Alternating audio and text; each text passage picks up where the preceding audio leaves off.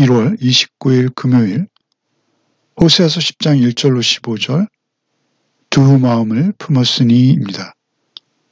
선지자는 하나님을 떠나 우상 숭배하고 있는 이스라엘의 죄악을 계속해서 강하게 책망하십니다. 그들은 그들의 풍요와 번영이 자신들의 공로라고 착각하며 형식적인 제사와 심지어 우상 숭배를 병행하고 있었던 것이죠.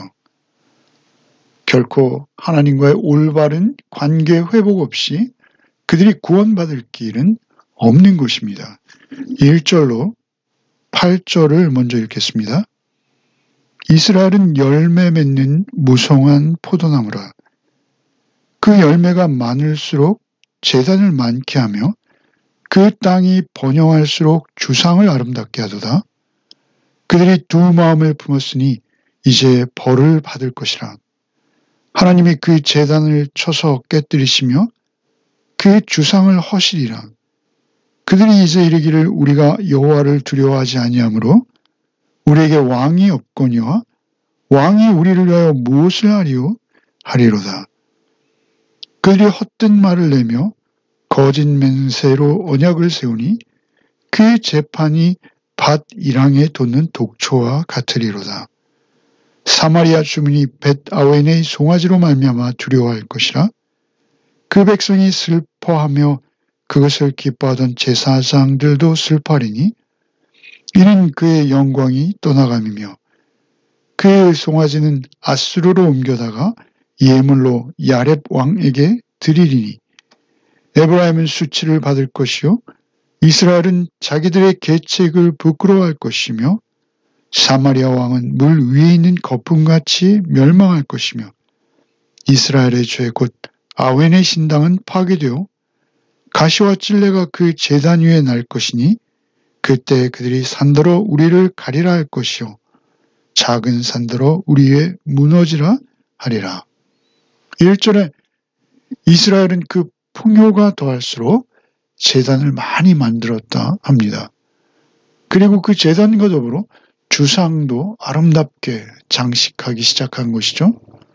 소위 교회를 건축하고 그 모습을 아름답게 꾸미는 것, 잘못된 것이 결코 아닙니다. 그러나 그 제단과 더불어 주상, 그 가나안의 토착 우상도 아름답게 장식되기 시작한 것이죠. 오히려 그들의 풍요로움이 외형적인 하나님의 신앙, 곧 제단과 더불어 주상을 아름답게 장식하는 그 우상의 기둥을 아름답게 장식하는 일에 빠지게 하는 것이죠. 오히려 그들의 풍요가 우상이 되어서 헛된 종교적 열심으로 드러나고 있는 것입니다. 그러나 이런 모습을 하나님께서는 가장 싫어하시며 심지어 역겨워하신다 하시죠. 사랑은 두 마음을 허용하지 않습니다. 그들은 결국 여호와를 경외하지도 그들의 통치자인 왕을 신뢰하지도 못하는 모습을 보이고 있습니다. 헛된 말, 거짓 맹세, 거짓 언약만을 남발하고 있었던 것이죠. 그 재판은 밭 이랑에 돋는 독초에 비유되고 있습니다. 재판은 백성들 사이에 옳고 그름을 가려야 하는데 오히려 독초와 같아서 그들의 독초를 먹은 것 같이 죽음을 선물하고 있을 뿐이었던 것이죠. 밭 이랑에 건강한 채소들과 함께 독초가 나 있기에 그것은 더욱 위험했던 것입니다.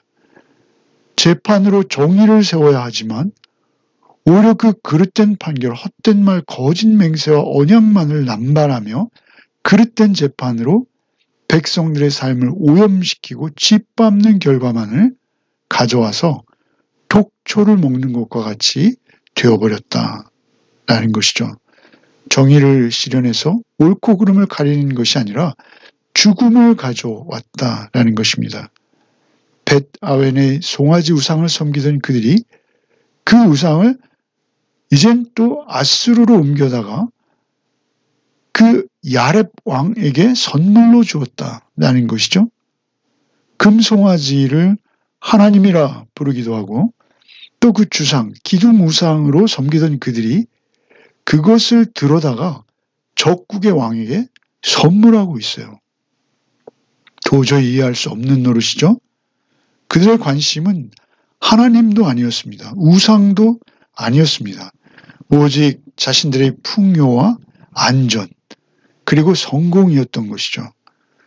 그들 자신이 보호받을 수만 있다면, 성공할 수만 있다면, 풍요로울 수만 있다면 무엇이든지 그것이 하나님이든 금송아지든 희생시킬 수 있고 선물로 건네줄 수 있다는 것이죠. 결국 자신들의 그 뿌리 깊은 이기적 죄성, 그 욕망이 그들을 지배하고 있었던 것입니다. 결국 그들이 그토록 추구하던 모든 것은 거품과 같이 멸망할 것이다 라고 말씀하시죠. 그들이 풍요로움으로 아름답게 세웠던 그 제단 위에 찔레만이 무성할 것이다 라고 말씀하십니다. 오히려 그들이 섬기던 그 제단이 있던 그 산들이 자신들로 무너져서 자신들의 수치를 좀 가려달라라고 외치게 되는 그런 비참한 지경에 처할 것이다 라고 말씀하십니다. 9절로 15절을 읽겠습니다. 이스라엘아, 내가 기브아 시대로부터 범죄하더니 지금까지 죄를 짓는구나. 그러니 범죄한 자손들에 대한 전쟁이 어찌 기브아에서 일어나지 않겠느냐? 내가 원하는 때에 그들을 징계하리니 그들이 두 가지 죄에 걸릴 때 만민이 모여서 그들을 치리라. 에브라임 마치 길들인 암소 같아서 곡식 밟기를 좋아하나 내가 그의 아름다운 목에 멍에를 메우고 에브라임 위에 사람을 태우리니 유다가 밭을 갈고 야곱이 흙덩이를 깨뜨리리라. 너희가 자기를 위하여 공의를 심고 인애를 거두라. 너희 묵은 땅을 기경하라. 지금이 곧 여호와를 찾을 때니 마침내 여호와께서 오사 공의를 비처럼 너희에게 내리시리라. 너희는 악을 밭가라 죄를 거두고 거짓 열매를 먹었나니 이는 내가 내 길과 내 용사의 많음을 의뢰하였음이라. 그러므로 너희 백성 중에 요란함이 일어나며 내 산성들이 다 무너지되 살만이 전쟁의 날에 벳아벨을 무너뜨린 것 같이 될 것이라. 그때 어머니와 자식이 함께 부서졌도다. 너의 큰 악으로 말미암아 배들이 이같이 너에게 행하리니 이스라엘 왕이 새벽에 정령 망하리로다. 9절에 그들의 모습이 마치 기브아 시대와 닮았다 하십니다. 기브아가 어떤 것입니까? 어떤 레위인의 아내가 윤간당하고 비열한 그들의 음란함으로 끔찍한 죽임을 당했던 곳이죠. 아주 자주 언급되고 등장하고 있습니다. 그 레위인은 자신의 젊은 첩의 몸을 12조각으로 훼손합니다. 그리고 그것이 원인이 되어서 이스라엘 전체가 동족 상잔의 피로 얼룩진 내전을 벌였던 곳, 그것이 기브아입니다. 그 기브아를 소환해서 그 상황을 지적하시죠.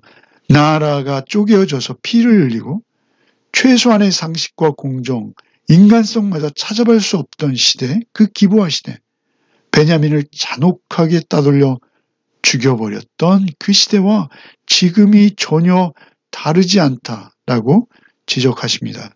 결과 10절에 내가 원하는 때, 곧 하나님께서 정하여 놓으신 그때 그 불의한 자들을 모두 징벌하시겠다라고 말씀하십니다. 11절에 에브라임, 곧 이스라엘은 원래 길들인 암소와 같아서 곡식 밟기를 좋아했었다는 것이죠. 이스라엘은 하나님의 말씀으로 잘 길들여진 암소같이 곡식을 밟아 떨며 풍요로운 그 추수된 수확물을 밟으며 배불리 먹기를 좋아했던 암소와 같았다는 것입니다. 그러나 이제는 그 아름다웠던 목에 멍에를 메우겠다라고 하십니다. 그리고 그 소가 이제는 자발적으로 밭을 가는 것이 아니라 그 위에 사람을 태우고 밭을 갈고 흙덩이를 깨뜨리는 일을 하게 될 것이다 라고 하시죠.